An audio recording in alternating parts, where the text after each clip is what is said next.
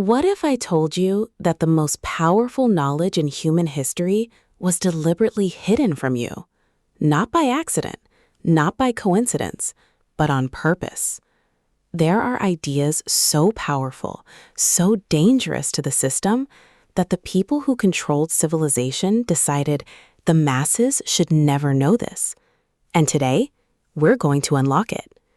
In the next 30 minutes, I'm going to walk you through the deepest, most mind-ending secrets that were locked away for centuries, hidden in ancient manuscripts, secret societies, and forbidden libraries. By the end of this video, you will never see reality the same way again. But I'm warning you right now, once you hear this, you cannot unhear it.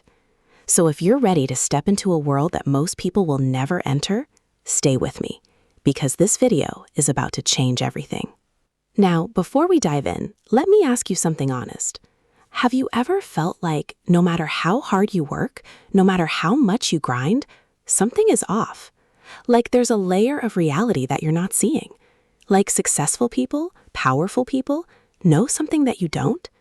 That feeling, it's not paranoia, it's intuition. For thousands of years across every major civilization, from ancient Egypt to Babylon, from the Roman Empire to the Renaissance, there existed a hidden class of knowledge. Knowledge that was kept in secret brotherhoods, whispered in the halls of power, and passed down only to those who were considered worthy. This is what the occult actually is. The word occult literally means hidden or concealed. It has nothing to do with horror movies or Halloween costumes. It means knowledge that was deliberately kept from ordinary people. And here's the biggest mistake most people make. They either dismiss this as nonsense, or they get lost in superstition and fear. Both reactions are traps. The real power lies in understanding why this knowledge was hidden and what it tells us about how the world actually works. That's what we're here to do today. Let's start with the first and perhaps the most foundational secret, and I want you to really sit with this one. Everything you've been taught about reality is a map, not the actual territory, just a map. Think about it this way. Imagine you grow up in a small town. Your whole life, you've been told that your town is the world. You've never seen a map. You don't know oceans exist. You don't know there are mountains, deserts, jungles.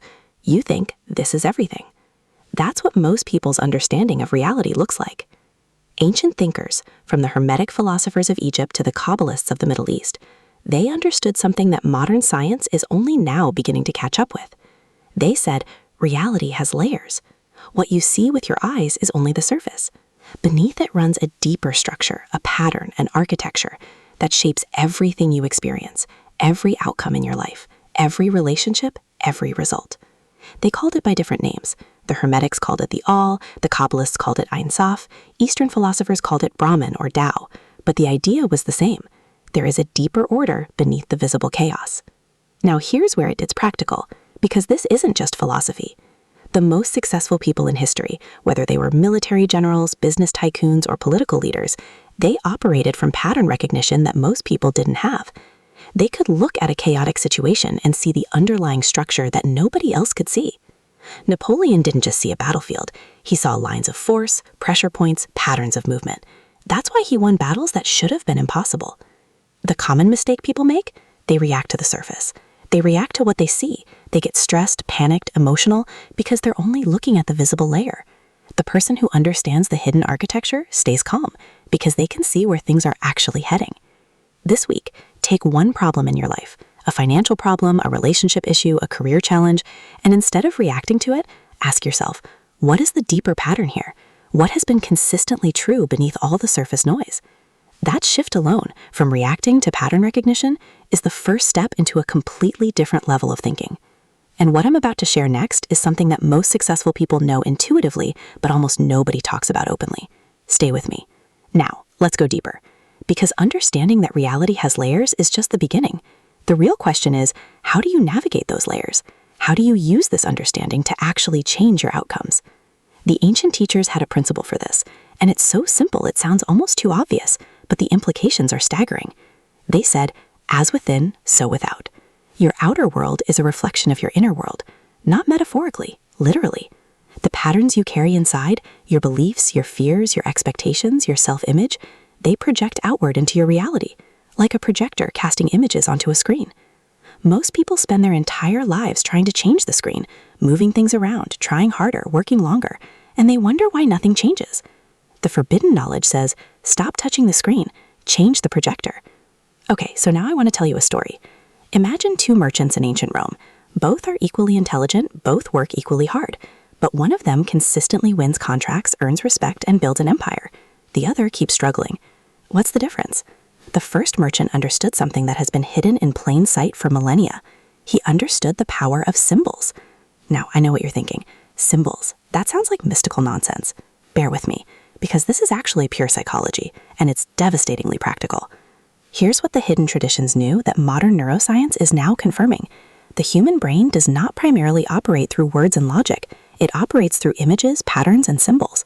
Think about the most powerful brands in the world: Apple, Nike, Mercedes. What do they have in common? Strong, simple symbols that bypass your rational mind and speak directly to your emotions and identity. That's not marketing. That's ancient occult knowledge being applied by corporations. Think about national flags, religious icons, military insignia. Why do people fight and die for a flag? Because symbols don't speak to your thinking mind. They speak to something deeper. The ancient mystery schools, the secret brotherhoods that trained the leaders of civilization, they were obsessed with symbols, not because they were superstitious, but because they understood that whoever controls the symbols of a culture controls the minds of that culture. Here's where it connects to your life. Every single day, you are surrounded by symbols and narratives that are programming your subconscious. The cars in advertisements, the bodies in magazines, the success stories on social media. These are symbols, and they are constantly telling your brain, this is what value looks like, this is what you should want, this is who you should be.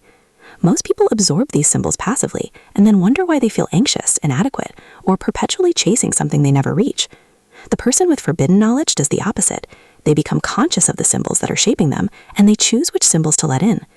This next concept is the one that powerful people throughout history have always known and actively kept secret. What I'm about to say might make you uncomfortable. Good. Uncomfortable truths are where real growth lives. Here's the real-world application. Define your own symbols of success. Not the ones the media gave you, yours.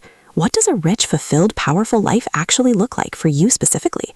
Create a clear mental image of it. Visit it daily. Let it become the dominant pattern in your subconscious. This is what vision boards are supposed to be doing, but most people do it wrong because they fill them with other people's dreams. The ancient practice was intensely personal. Your symbols, your vision, your architecture of success. Now we get to the idea that I think is the most dangerous one in this entire video.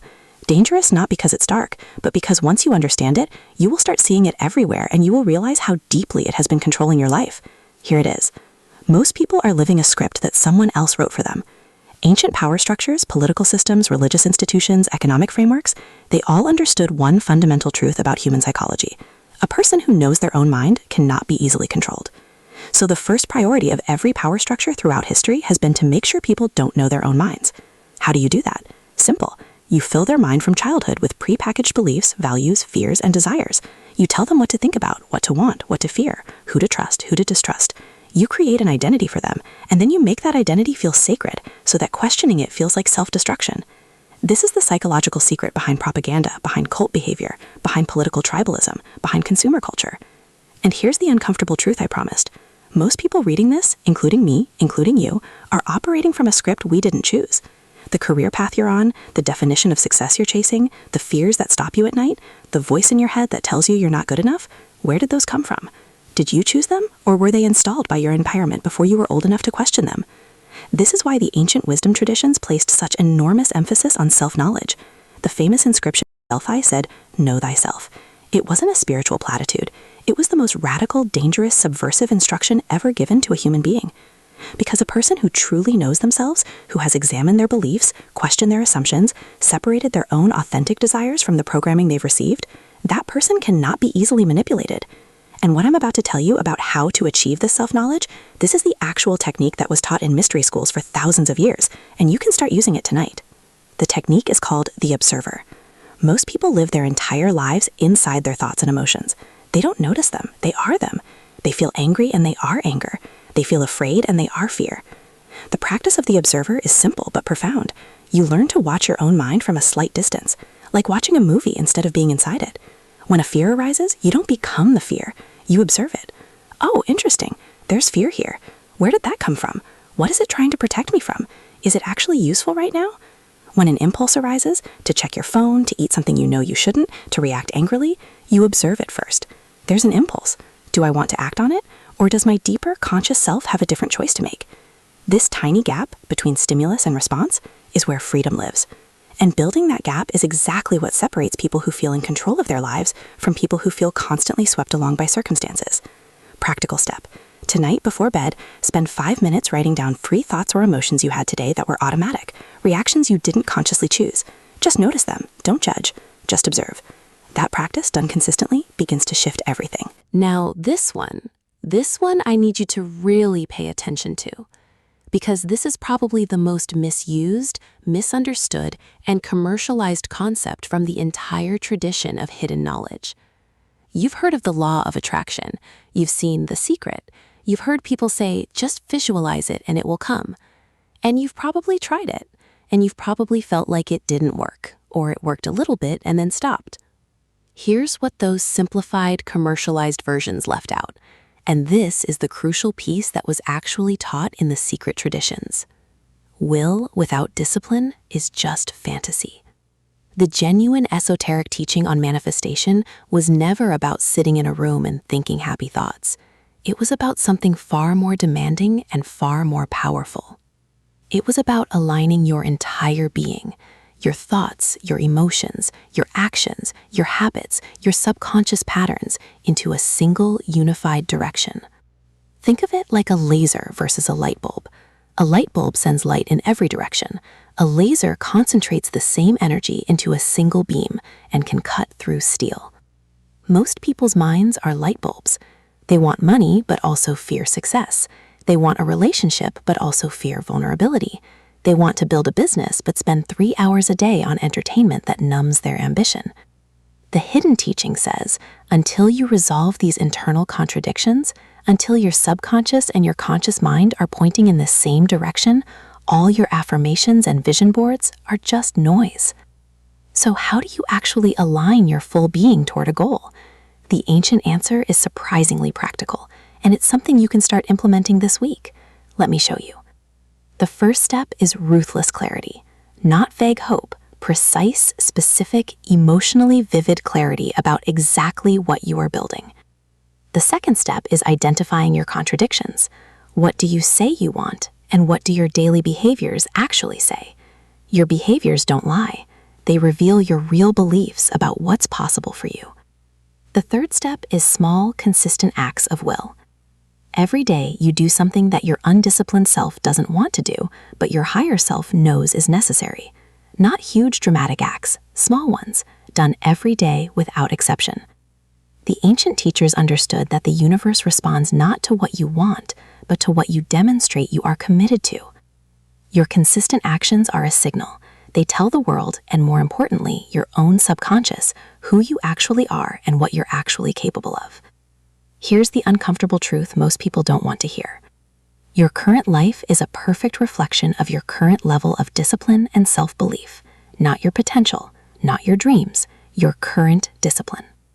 Change the discipline, the results change automatically.